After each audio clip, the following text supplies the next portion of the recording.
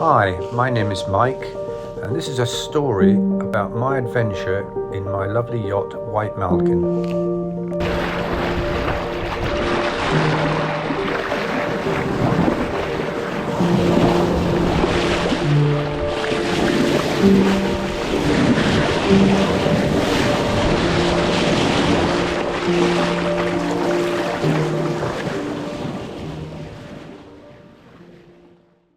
Wherever you want, whenever you want, because it's a simple principle that you can't motor all the way around the world on a yacht with one tank of fuel. And in the outports the same. This is a passage race over a long period of time. So it sounds a bit obscure, but there's some safety reasons now as well to use your motor whenever you want. Is that pretty clear? Yeah. Okay, so for the actual finish line in Fiji, you can use, it says there, clearly you can use your motor coming up to the finish line and any pit stop. Okay, after crossing the finish line in Fiji, you'll proceed to the marina pontoon under power. Right, so you need to do that yourself. Entrance must take their own finish. Wow, here we are on my last real night in this lovely city of Panama, and I'm just wandering back to the boat after a very nice evening with the mini globe race boys and girls. Oh, pardon me. Very nice, and all a bit interesting. As I say, it's a very not particularly good marina, but it is what it is. You pay your money and you take your choice. I didn't want to pay 85 US per night, so I'm out on an anchorage, which is lovely, by the way. And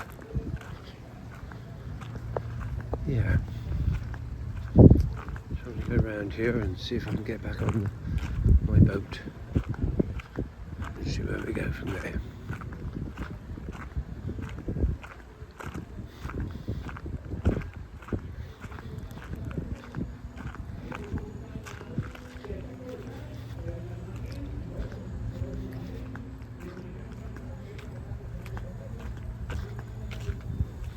This is a propeller and an anchor, but all from the early days of the Americans being here, I dare say. Even these buildings here, they're American. It's quite sad actually when you look at the infrastructure and look at the state of the infrastructure. You think, bloody hell, what's gone wrong? Well, I'll tell you what's gone wrong. The Yanks have gone, and that's up to the Panamanians, I suppose. And there we are, that man in front has opened that gate, so I've got to get a bit of a wiggle on so I can get through the gate. Otherwise I'll be struggling, as they say. And I'll walk down to the boat.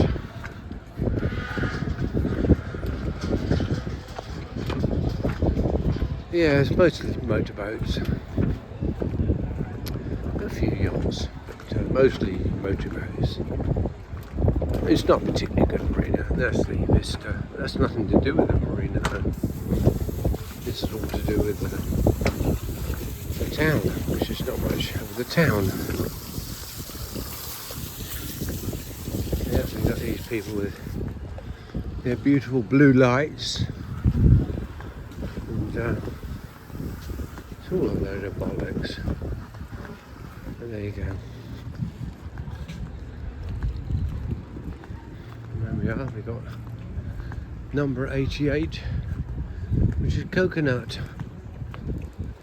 And yeah, she's a Golden Globe boat, mate. She's been around the world. She got awarded the Chichester class. And yeah, no, brilliant. Mark Sinclair, amazing guy.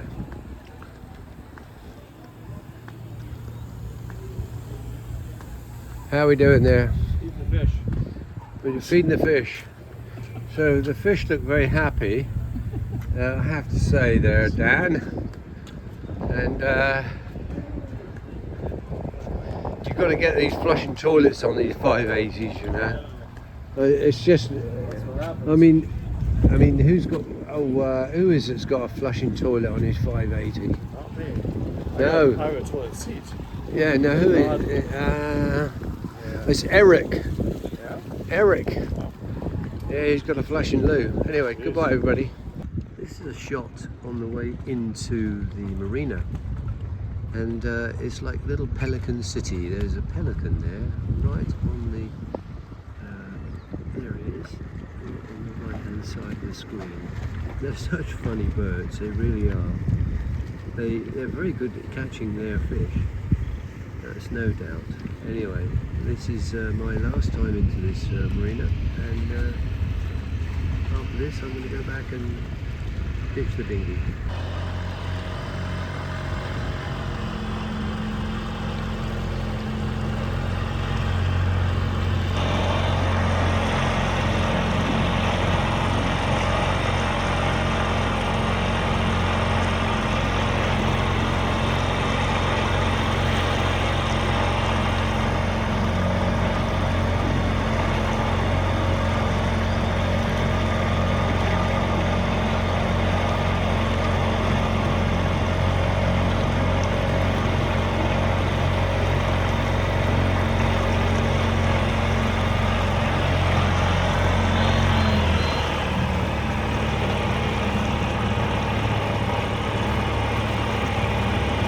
There they are, the 580s, or a few of them, quite a few of them, all grouped together. This is their last day in this marina, and their last day in Panama. After this, 10 o'clock tomorrow, they'll start their race, leg 2 to Marquesas. Which island, I don't know. There's a number of islands, there's only 3 you can book in and out of, so I think everybody will decide along the way and communicate through their Starlink and other comms method of communications. So this is it. The end of building that. She has some other things.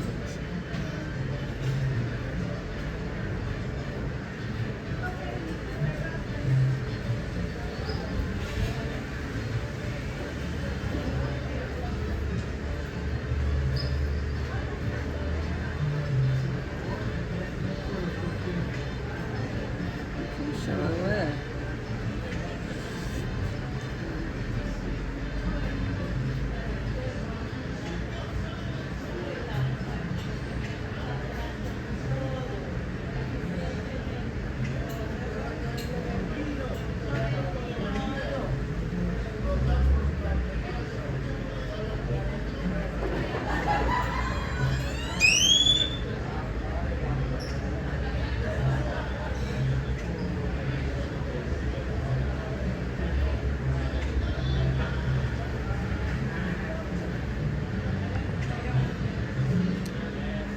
Now, let me just see if I can send a message to... Good morning. It's the 25th of March, and today is the start of the leg 2 of the Alma MGR580 fleet. They're still in the marina. I'm just outside the marina on White Malkin, anchored, and I'm getting the boat ready. As you'll see, things are stowed. Not too bad. I had to chuck a few oranges away yesterday. Fruit and vegetables, you know, outside the fridge just do not last, and the fridge is only so big. So it's only so big to put in what you can. I've got some extra fuel there, which I'm going to keep in the cockpit and not on the side deck, as a lot of boats do, just in case it gets a bit bouncy out there. And But talking about bouncy, it's not very bouncy here, is it? It's typical of an early morning here in Panama, and very distant now. You can just about see one of the high-rise buildings of Panama City, and just looking round you can see the Flamenco dry stack, and that's another marina there. All very expensive to stay in, so I didn't bother. I'm quite happy out here on anchor. I've got my sail cover on at the moment. I'm just about to take it off actually after this video, and get the boat ready. What have I done? I've got put the dinghy away, so that's all packed away now. Charts are out. Got to download a weather route, which I should do. But there we are. I've got the flags up there, which are the international code flags for MGR580 to represent the fleet. This is a look around the mooring area, the anchorage area rather, beg your pardon. No moorings here, just no mooring balls here at all. It's just purely people at anchor, whether they be ships or whether they be yachts. This yacht is one of the smaller ones, which I suppose is the trend these days. And yeah, so all is good. So there we are. So I'm just going to switch this off now and prepare White Malkin for a 4,000 mile sail to Marquesas. Cheerio, bye for now. Bye bye.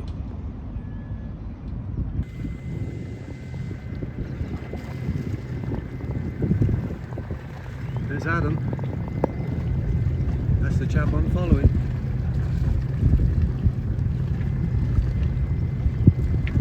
Yeah, roger that. That's the red one. So, and we're off your starboard quarter. You see the radio messages appertain to the start. Looks like airplane There's entry number 98. No, not the airplane. It's the green cabin on the headland, rocky headland behind you. And it was a pleasure. Have a good race. Take care. Take care.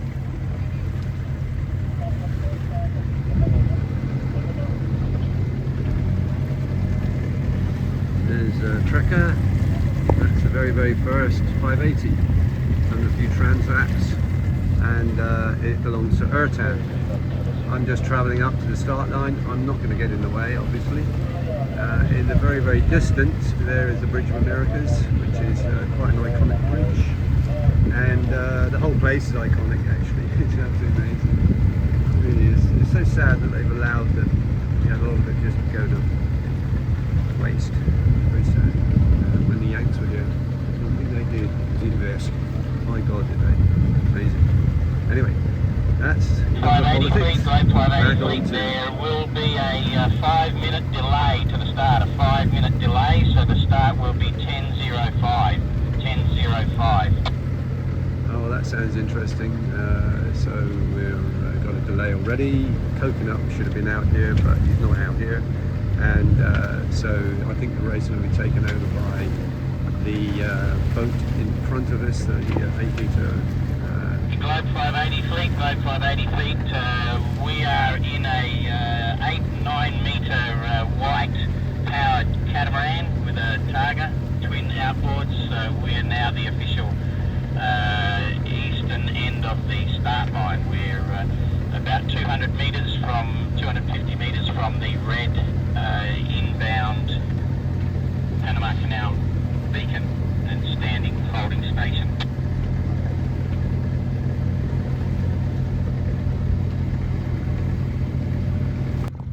This is the this is the start line between that orange boat called Coconut, an ex-GGR competitor, and the red channel mark over there. That is the start line. You're not allowed to go into the main channel. It's a very busy channel, it really is, and it may not look it, but my Christ, it's busy with tugs and with patrol boats and ships, of course. And they don't stop for anybody. They've got £1 million they've paid to get through that canal, and they're not going to worry about a little 580. So there we go. There's 10 starters, which I'm surprised. Actually 10, I thought there'd have been a little bit more, but obviously not. Jasmine is not ready by the sound of things, Jasmine Harrison, but she will in a few days' time, I'm sure. But as I say, there are a few not joining in. Question 2 is not here as well, so Gary, all the best, mate. Come on now, get your act together, catch this bloody fleet up, man. That's what you're here for.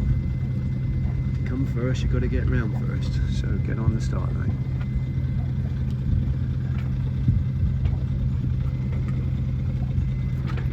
And I think there's probably about 3 minutes to the start now. I'm just going to use my bow thruster, of course, to get back pointing in the right direction.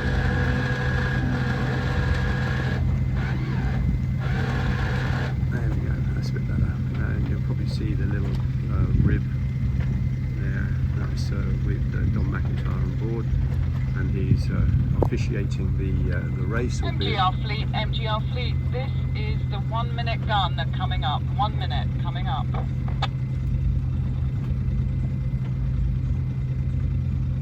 9, 8, 7, 6, 5, 4, 3, 2, 1, now.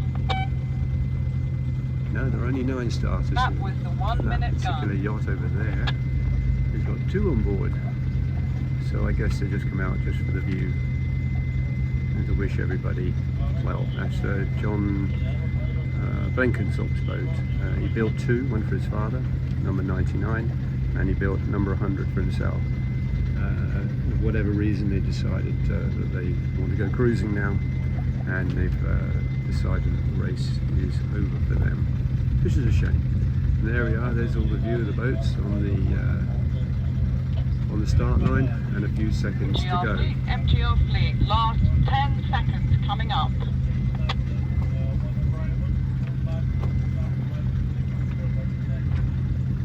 10, 9, 8, 7, 6, 5, 4, 3, 2, 1, now!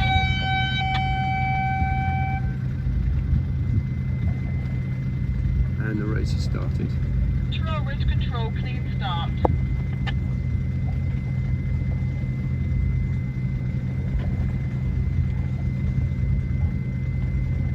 And the rules are they're allowed to use their engine, which is fantastic. And they've only got little battery engines, and they're not. I think they can get about 4 hours on them, and then it takes about another 24, 48 hours to charge the battery. So there's no real sort of benefit in using them anyway. Adam over there, number 170, he is motor sailing, and I can appreciate that. Who's in the lead? Well, that's my soul. It's number 28, which you'd have thought he would have been. No, not number 28. I can't remember what number he is, but anyway, it's Renault. Oh, 05. Renault. He's won the Transat, and he won leg 1. This is start of leg 2. It actually finishes in Fiji, but first stop is Marquesas, which is some 4,000 miles away. So they're going to be a few days before they get there. In the background, right in the background, you'll see all the shipping, which is anchored, all ready to transit this canal. I mean, there's a hell of a lot of them. And over there is the anchorage where I was with White Malkin. So I'm going to make a hasty retreat to get away from here, and then start sailing, I suppose. Cheers. This is a shot of the anchorage. I mean, there's some amazing number of vessels, and this particular one is rolling its heart out. There's no wind, no very good wind.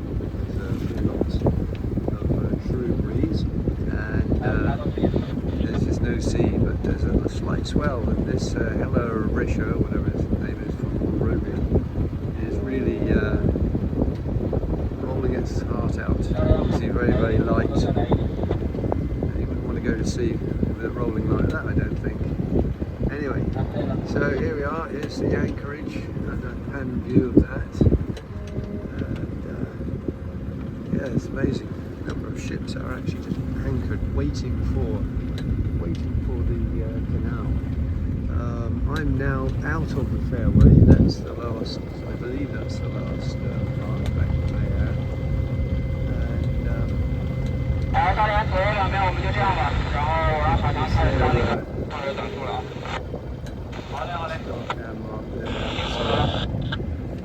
And there's a yellow leading one there, so no, we probably are, yes, so they're right, very, very, you can't see it, I can, right in the very, very, very far distance. I'll see if I can pan it. There you go. But anyway, there's looks like a leading buoy there, leading mark. But all these ships are anchored, all waiting to go through the Panama Canal. What an absolute cash cow. About $500,000 each. I was told that passenger ships pay $1 million to go through. It felt like $1 million to me, with the nearly $4,000 by the time I'd ended up paying everybody who put their hand out. But there you go. And yeah, so onwards and upwards. We're only doing 3.8 knots, 3.5 knots through the water, 3.8 knots over the ground. We have actually got current with us, and that current gets up to about 2.5 knots in the future, maybe tomorrow. I might even have to motor all day, I don't know, but I'm not going to open the revs up. I'm just going to let it tick over 1,500 RPM, probably burning 1.5 litres an hour, maybe, no more. And I've got to have enough for 8 days, which I should have. I won't say comfortably, but I should have. But the Iridium Go exec forecast, or predict wind forecast rather, was saying that there's more than 4 days, and when you go into the detail of the course that is suggested, which is ECMWF, the European model, they say 6 days motoring, so that'll be interesting, won't it? We'll see. We'll say where we can, and we'll have to motor when we have to. And eventually we will get to Marquesas. This is a short video just showing you the anchorage just outside of Panama City. The number of ships here is absolutely amazing. They're all at anchor, and they're all waiting to go into to transit the canal. There's one in the very far distance coming out, and I'm fairly certain this Malkin ship is waiting to go in. And yeah, it's a nice day. There's a couple of over there, maybe just be able to see it. There's a little 580 there. He's in the lead actually. Young American chap, Josh, built his own boat. Nice guy. And yeah, no, this is it. So 4,000 miles to come. Well, that's 2. Well, I've been going now an hour, and I'm still motoring through the moored, anchored ships. And this is a shot of the chart plotter showing all those vessels. Absolutely incredible. It really is an amazing place. They're all going to go through that Panama Canal. They all attract about $500,000 to their exchequer, Panamanian exchequer. The Latin long, 8 degrees 51. That will go down considerably, and then we'll be on the equator at some point in time in the future. 79 degrees 30 west, and obviously when we get to 90 we'll start again in the east, I suppose. Okay, see you later. Well, thank you very much indeed for watching my vlog. I hope you enjoyed it, and I hope it entertained you. My next vlog will be in 7 days' time, and I very much look forward to you joining me on my continued voyage around the world on my beautiful Rustler 36 White Malkin.